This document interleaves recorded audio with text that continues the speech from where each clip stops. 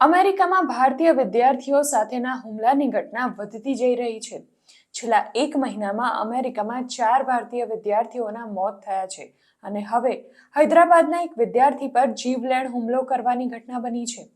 યુએસના શિકાગોમાં ઉચ્ચ અભ્યાસ કરી રહેલા હૈદરાબાદના વિદ્યાર્થી પર લૂંટના ઈરાદે હુમલો કરવામાં આવ્યો હોવાના અહેવાલ છે. મહેંદીપટ્ટનમના લંગર હૌઝમાં આવેલા હાશિમનગરનો વતની સૈયદ મઝાહિર અલી ઇન્ડિયાના વેસ્લેન યુનિવર્સિટીમાંથી ઇન્ફોર્મેશન ટેકનોલોજીમાં માસ્ટર્સ કરી રહ્યો હતો. હૈદરાબાદમાં રહેતી અલીની પત્ની સૈયદા રૂકિયા ફાતિમા રિઝવીના જણાવ્યા અનુસાર 4 ફેબ્રુઆરીએ સાંજે 6 કલાકે તેને એક ફ્રેન્ડનો ફોન આવ્યો હતો. તેણે જણાવ્યું કે શિકાગોના કેમ્પવેલ એવન્યુ ખાતે મઝાહિર અલીના એપાર્ટમેન્ટ નજીક જ લૂંટના ઈરાદે તેના ઉપર હુમલો કરવામાં આવ્યો હતો.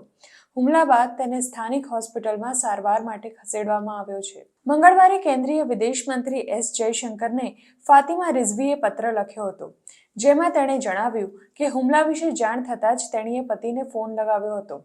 અલીનો ચહેરો લોહીથી ખરડાયેલો હતો અને તે બોલી પણ નહોતો શકતો, તેમ ફાતિમાએ જણાવ્યું છે. તેણીએ એસ જયશંકરને વિનંતી કરી છે કે અલીને સારવાર આપવામાં તે મદદ કરે. તેણીએ પોતાના પતિ અને તેના ફ્રેન્ડનો ફોન નંબર પણ આપ્યો છે, જેથી તેમનો સંપર્ક કરી શકાય. એસ જયશંકરને ઉદ્દેશીને લખાયેલા પત્રમાં ફાતિમાએ જણાવ્યું કે 4 ફેબ્રુઆરીએ સાંજે 6 કલાકની આસપાસ મને મારા પતિના ફ્રેન્ડનો ફોન આવ્યો. તેણે જણાવ્યું કે શિકાગોના કેમ્પબેલ એવન્યુ ખાતે તેના એપાર્ટમેન્ટ નજીક જ તેની ઉપર ઘાતકી હુમલો થયો છે, જે બાદ સારવાર માટે તેના પતિને સ્થાનિક હોસ્પિટલમાં ખસેડવામાં આવ્યો. થોડી વાર પછી જ્યારે મેં મારા પતિને ફોન કર્યો ત્યારે તે આઘાતમાં હતો અને બોલી પણ નહોતો શકતો. તેના આખા ચહેરા પર લોહી નીકળી રહ્યું હતું. મને શિકાગોમાં રહેતા મારા પતિની સુરક્ષાની ચિંતા થઈ રહી છે. મારા પતિને શ્રેષ્ઠ સારવાર મળી રહે એ માટે મદદ કરો. જો શક્ય હોય તો હું મારા 3 નાના બાળકોને લઈને મારા પતિ પાસે યુએસ જઈ શકું તેવી વ્યવસ્થા કરી આપો. દરમિયાન શિકાગો સ્થિત ભારતીય કોન્સ્યુલેટે ખાતરી આપી છે કે તેઓ પીડિત સૈયદ મઝાહિર અલી અને ભારતમાં રહેતી તેની પત્નીના સંપર્કમાં છે. ઇન્ડિયન મિશને મઝાહિર અલીને બનતી તમામ મદદ કરવાની બાંહેધરી આપી છે. કોન્સ્યુલેટે સૈયદ મઝાહિર અલી અને ભારતમાં રહેતી તેની પત્ની સૈયદા રૂકિયા ફાતિમા રિઝવીના સંપર્કમાં છે તેમ જણાવ્યું. અમે તેમને બનતી તમામ મદદ કરીશું. આ કેસની તપાસ કરી રહેલી સ્થાનિક પોલીસના પણ અમે સંપર્કમાં છીએ, તેમ શિકાગો સ્થિત ઇન્ડિયન કોન્સ્યુલેટે સોશિયલ મીડિયા એક્સ ઉપર લખ્યું છે.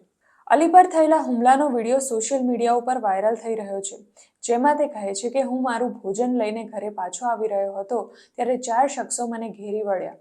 તેમણે મને લાતો અને મુક્કા માર્યા હતા. તેમણે મારા ચહેરા, પીઠ અને પાંસળીઓમાં લાતો મારી હતી.